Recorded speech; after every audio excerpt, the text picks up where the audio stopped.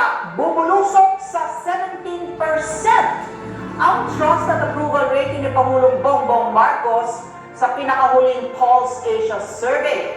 Sa pananaw po ng isang political analyst, malaki ang naging epekto kay PBBM ng ginawa pong pagpapaaresto kay dating Pangulong Duterte na sinundan pa ng investigasyon ng Senado kung saan nabunyag ang mga ginawang umano'y paglabag sa mga karapatan ng dating Pangulo. Karagdagang detalye sa report ni Mean Corvera.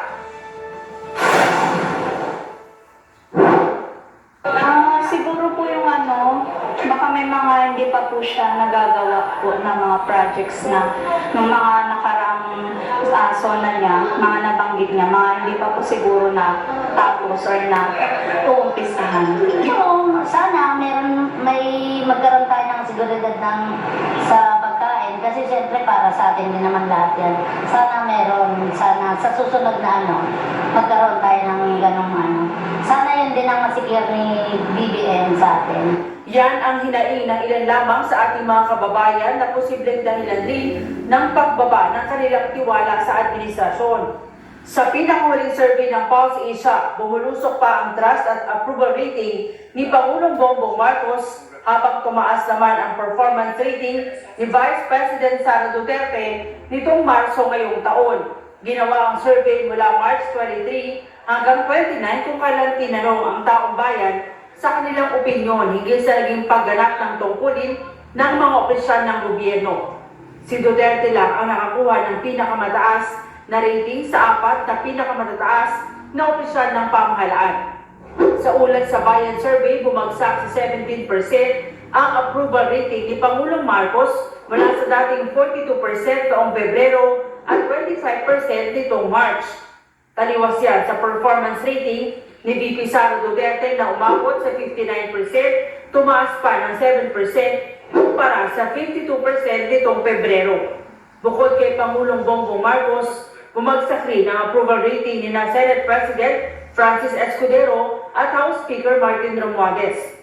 Si Escudero nakakuha ng approval rating na 39%, mas mababa pa na 8% noong Pebrero, habang si Romualdez umabot na lang sa 14% ang approval rating. Ayon sa political analyst na si Professor Dennis Coronacion, tinamaan si PBBM ng ginawang pagpapaaresto kay dating Pangulong Rodrigo Duterte na sinundan pa ng investigasyon ng Senado kung saan nabunyag ang mga ginawang paglabag sa mga karapatan ng dating Pangulo. Pwede yung mga in-expose na access at saka yung mga in-observe daw na human rights ng dating Pangulo. Opo. So yun, I think all of these things put together had a negative impact on the image of President Bongbong Marcos and the entire administration. Apektado rin anya ng mga banat sa Pangulo ang kanyang mga kaalyado gaya ni Escudero at Romualdez. Sabi ni Coronacion, hindi malayo magkaroon rin ito ng domino effect sa mga kandidato sa pagkasenador na ini-endorso ng administrasyon para sa May 2025 midterm elections. Nakikita na natin sa mga senatorial surveys. Nasa number 1 spot na si Senator Bongo. Tapos umangat din yata umangat din si Senator Rosa. Tapos even yung mga wala sa Magic 12, yung ilan sa kanila nakapasok. So sa isang survey, pumasok si Ibe, si Philip Salvador. So sa isa naman, pumasok din si Congressman Marcoleta. So parang generally, I think nagkaroon ng positive impact sa mga PDP laban senatorial balls.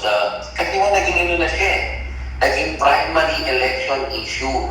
Payo niya sa Pangulo, tutukan ang mga tunay na problema ng bansa, lalo ng isyu ng mataas na presyo ng bilihin at kriminalidad sa Pilipinas.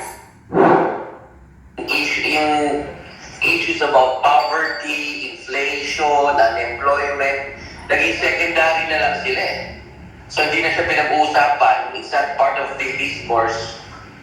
Pinag-uusapan na yung awayan ng dalawang kampo. Hindi na raw kasi maaaring gamitin ni Pangulong Marcos ang issue ng unity na inalok sa mga kababayan nang tumakbo ito sa pagkapangulo.